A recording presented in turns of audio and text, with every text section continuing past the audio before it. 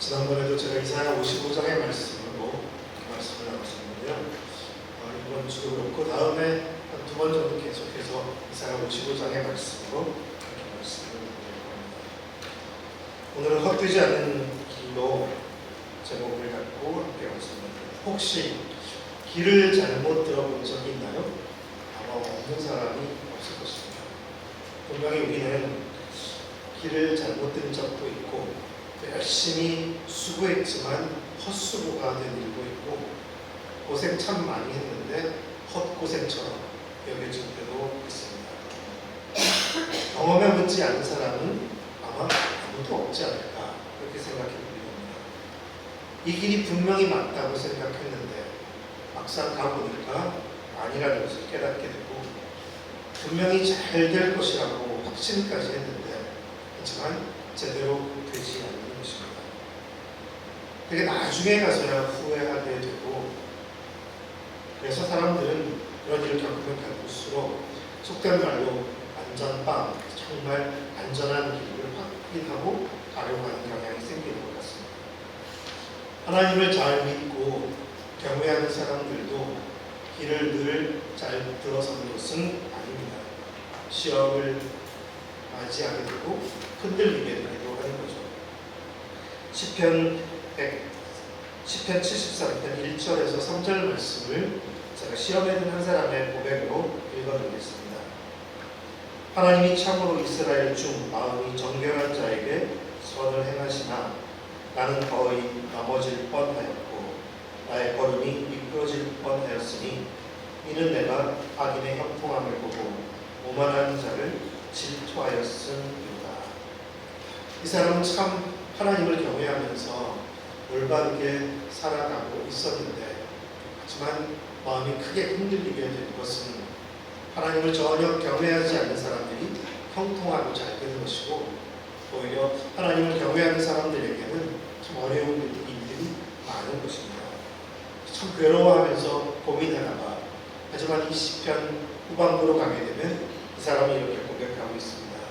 내가 성소에 들어가서야 깨닫게 되었다고. 그리고 하나님의 정말 모르심 그것을 다시 고백하게 됩니다. 지난번에 나눴던 말씀 잘 아는 대로 이사야서 55장 8, 9절에는 보면 내 생각은 너희 생각과 다르며 내 길은 너희 길과 달라서 하늘 땅보다 높음 같이 내 길은 너희 길보다 높으며 내 생각은 너희 생각보다 높다는 주님의 음성을 들었습니다. 하늘과 땅 차이처럼 너무나 큰 격차가 있는데 그러면서 하나님은 너희 생각을 버려라, 너희 길을 버려라 그렇게 요청하십니다. 그 초대는 비교할 수 없이 좋은 길로, 옳은 길로 우리를 인도하시려는 주님의 마음, 뜻이 담겨져 있습니다. 잠언 16장 9절에 우리가 잘 아는 말씀대로 사람이 마음으로 자기의 길을 계획할지라도 그 걸음을 인도하시는 분은 여호와시니라. 누구나 품은 생각이 있죠. 그래서 계획도 세우고 살아갑니다. 아마 그것이 우리의 인생 길을 정하는 것이겠죠. 우리가 품은 생각이 있고 우리가 세운 계획이 있으니 그것으로 우리의 인생을 경영해 가게 됩니다. 근데 질문해 봅니다. 근데 우리가 품은 생각은 어디서부터 온 것일까? 우리가 왜 그런 생각을 품게 되었을까? 또 우리가 어떤 길을 계획을 하고 정하게 되었다면 도대체 무엇이 그런 계획을 세우게 만들었을까? 우리의 길은 어디서부터 만들어진 것일까? 이렇게 질문해 보게 됩니다. 아마도 우리 모두 고백할 수 있듯이 분명 하늘에서 갑자기 우리에게 떨어진 생각은 아니고 우리에게 어떻게 되었지 알지는 못해도 우리 안에 형성되게 되는 것입니다. 아마 대부분 다 어디서 듣고 배우고 알게 되는 것이겠죠. 부모로부터 배운 것도 있고 학교를 다니면서는 선생님으로부터도 듣고 배운 생각들 그리고 주변에 있는 사람들의 이야기를 통해서 우리도 그런 생각을 갖게 되고 우리도 어떤 계획을 세우게 되기도 합니다. 대부분 그렇게 사람들의 생각, 품게 된 생각이나 또 인생의 계획은 하늘로부터 우리에게 갑자기 온 것이 아니라 우리가 이 땅을 살아가면서 자연스럽게 듣고 배우고 갖게 되는 것입니다. 그것이 우리의 길을 만들게 되었습니다. 근데 많은 이야기들이 있겠죠. 많은 것들도 들었겠죠. 하지만 어떤 것을 내가 갖게 되고 내가 그것을 선택하게 된 것은 아마도 그것이 내 마음의 코드에 맞았기 때문일 것입니다. 어떤 순간 그게 나에게 꽂혀버렸고 그래서 무작정 따라 나서게 됩니다. 잘 되리라 기대하면서 그렇게 인생의 길을 선택하게 되는 거죠. 예수님의 제자들도 그러지 않았을까요? 예수님의 제자들이 정말 예수님의 참 생각을 제대로 알아섰다는 것도 아니고 주님께서 걸으시려는 길이 무슨 길인지 충분히 알고 걷게 되는 것이 아니라 어떤 순간에 예수님의 말씀이, 예수님의 부르심이 꽂혀버린 것이고 그리고 이 길이 맞다 생각이 들어서 나서게 되는 것입니다. 뭔가에 끌려버리게 되는 거죠. 붙잡혔습니다. 그래서 속된 말로 몰빵하듯이 그들의 인생을 갈릴리 어부로 있다가 세관에 앉아 있다가 예수님께 다 투자해 버린 것입니다. 일종의 도박이라고 말할 수도 있겠죠. 하나님의 사람들이 세상에 있는 사람들과 생각과 선택의 차이가 한 가지 있다면 뭔가 그 선택이 달랐다면 그것은 출발선과 관련되어 있습니다. 다른 많은 사람들이 주변에 있기도 한데 특별히 아브라함이 그 다른 길을 나선 것은 또 갈릴리의 어부들이 주변에도 많은 어부들이 있었을 텐데 예수님을 따라 나서는 길을 선택한 것은 아무튼 그들에게도 많은 지식과 정보 주변에 이야기들이 있었겠지만 예수님, 하나님 한 분의 부르심에 붙잡혀버린 것입니다.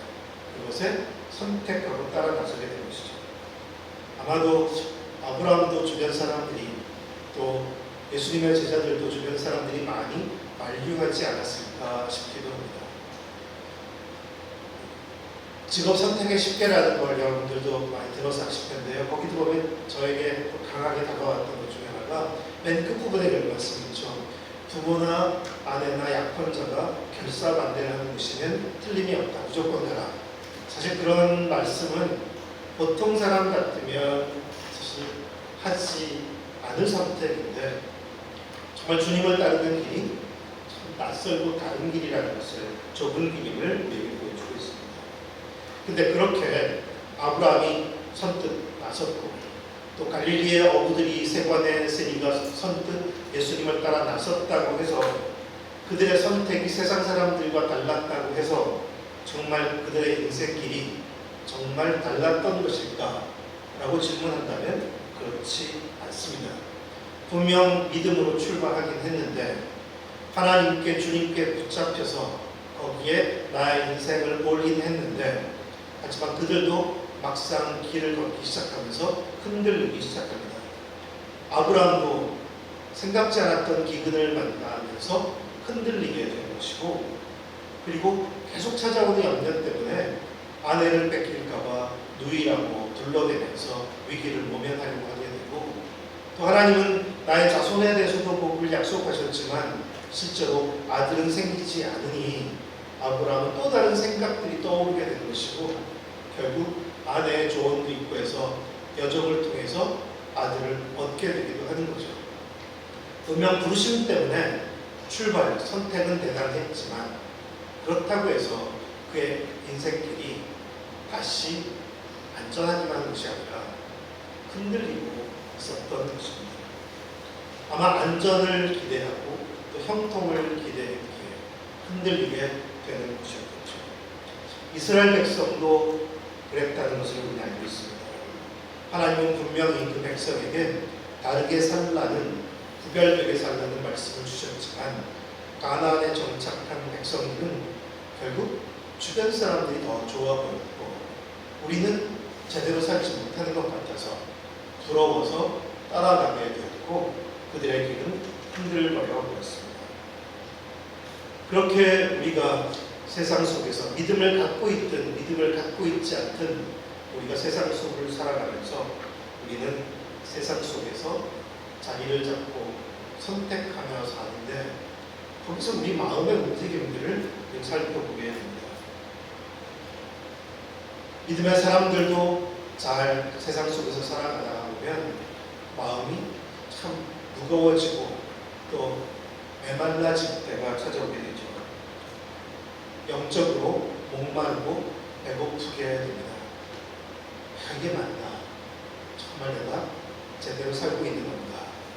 뭔가 허전한 마음이 찾아오게 되게 됩니다.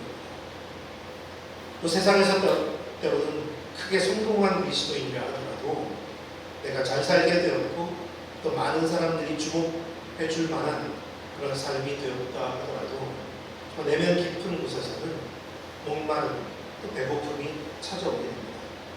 만족이 없습니다.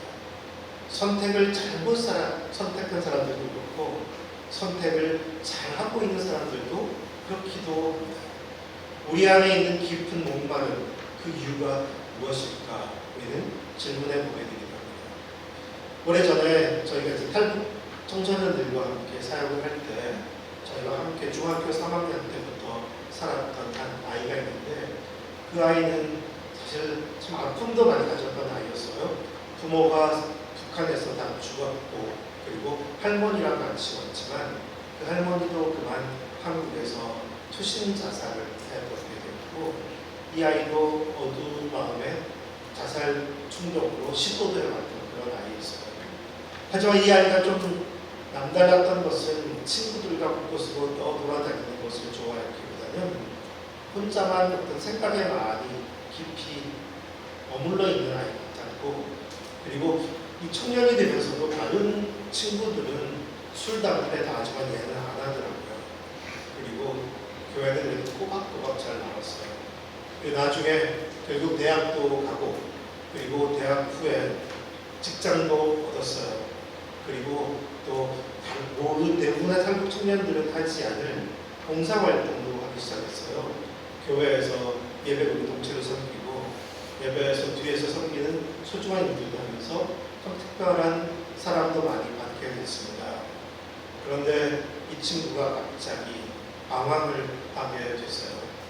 지금도 방황하고 있는 중인데 좋은 직장들도 잘 다니다가 그만 게임 중독에 빠지게 되어서 거기서 이제 돈이 많이 들게 되다 보니 친구들의 돈도 빌리게 됐고 그리고 도움을 곳곳에서 얻었는데 결국 빚만 점점 늘어나게 되고 심지어 직장의 돈까지 또 손을 대게 되면서 또 문제가 커져버리게 되었습니다. 그게 도박 중독에까지 이르게 되어서 지금은 모든 친구들과 관계가 이제 끊어지게 되고 아주 힘들 때 가끔 저에게 전화를 오는 전화번호도 연결되지 않는 그런 상태에 방황하고 있습니다.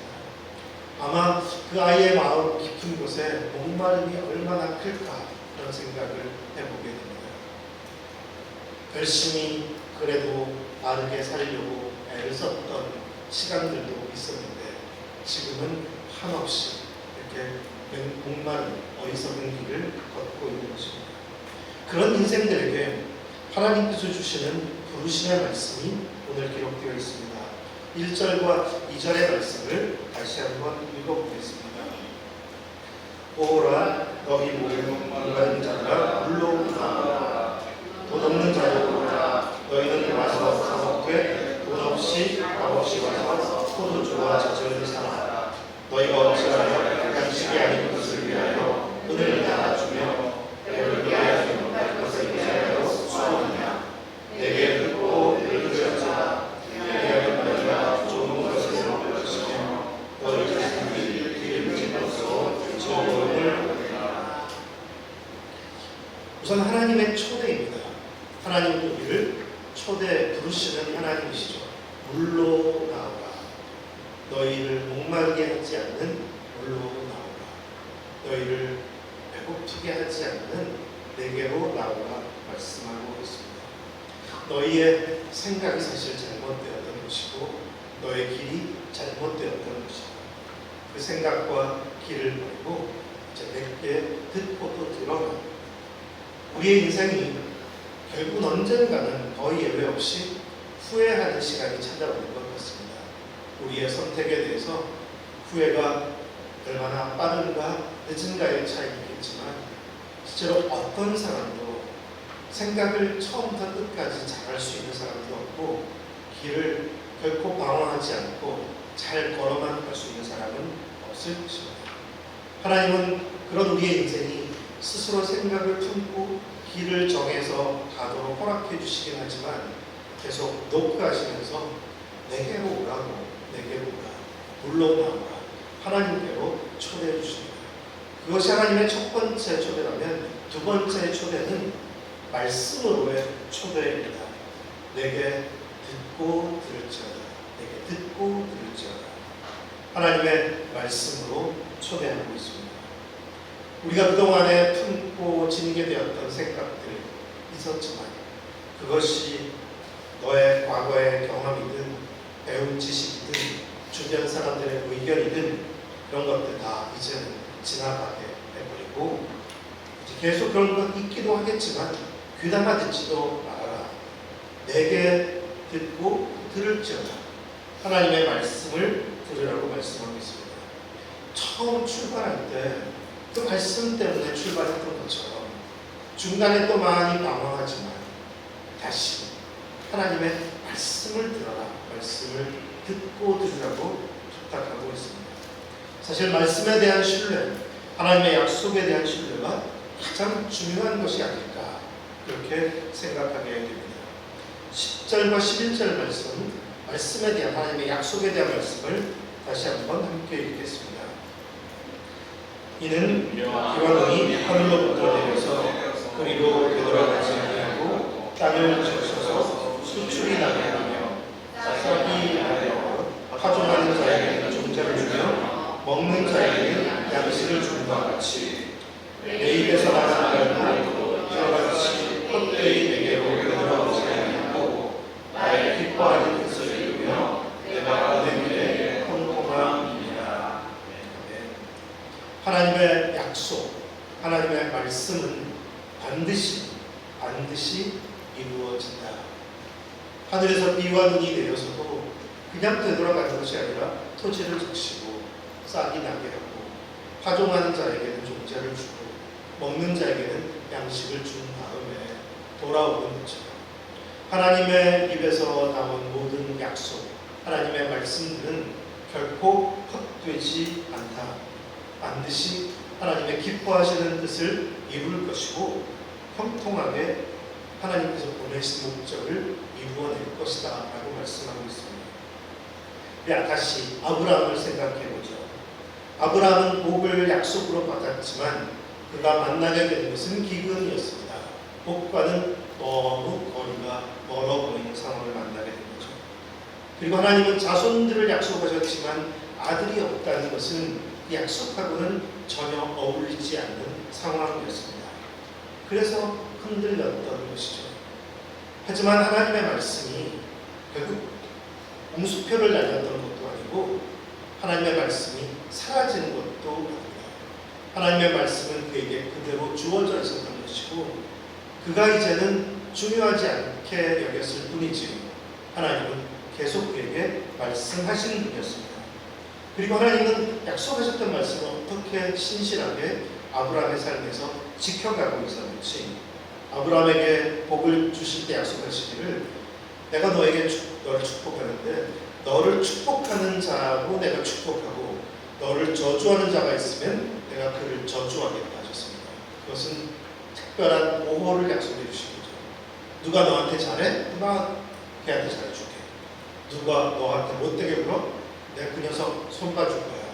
그런 특별하게 챙겨주시겠다는 하나님의 약속인 거죠. 근데 정말 아브라함은 어리석게 기근을 피해서 이집트로 가고 또 거기서도 살아남기 위해서 아내를 누이라고 둘러내고 그 위기를 모면하게 되는데 약속하신 하나님은 아브라함을 보호하시기로 약속하신 하나님은 가만히 내버려 두시지 않고 그 일에 간섭하시고 개입하고 계셨습니다. 그래서 오히려 아브라함의 아내를 선택하려는 바로에게 하나님 꿈으로 진노하셔서 그가 손대지 못하게 하시는 것입니다. 하나님은 약속하신 분이라서 약속을 지켜가십니다.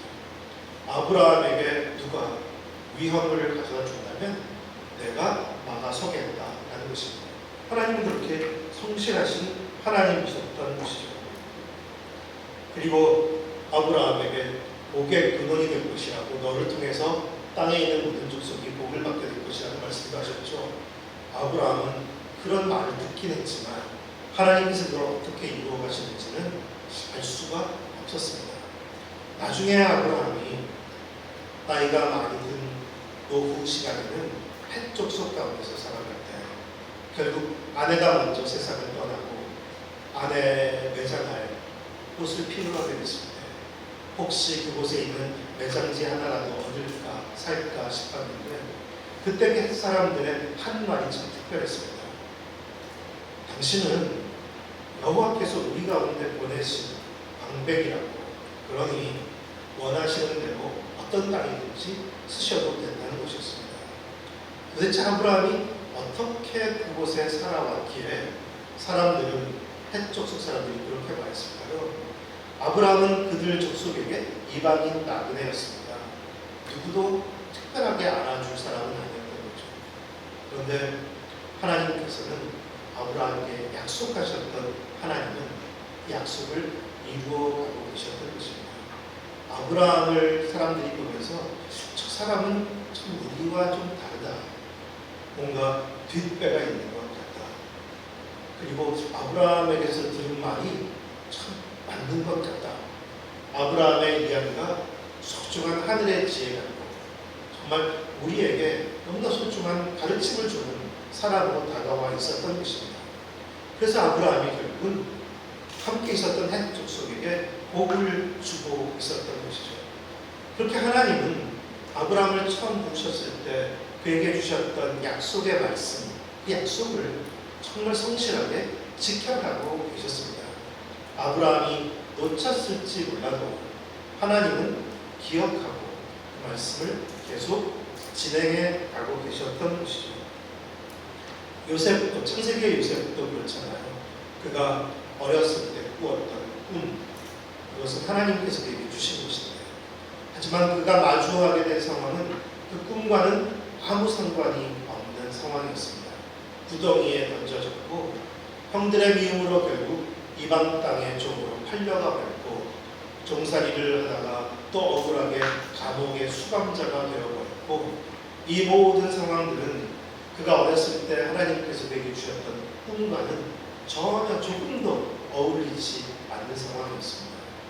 그런데 우리가 알듯이 그 요셉에게 하나님께서 주셨던 꿈은 요셉이 특별히 노력한 것 하나도 없는데도 불구하고 그대로 이루어졌습니다. 하나님께서 주셨던 말씀, 하나님의 약속은 결코 땅에 떨어지지 않고 하나님께서 말씀하신 대로 그대로 이루어지는 것입니다.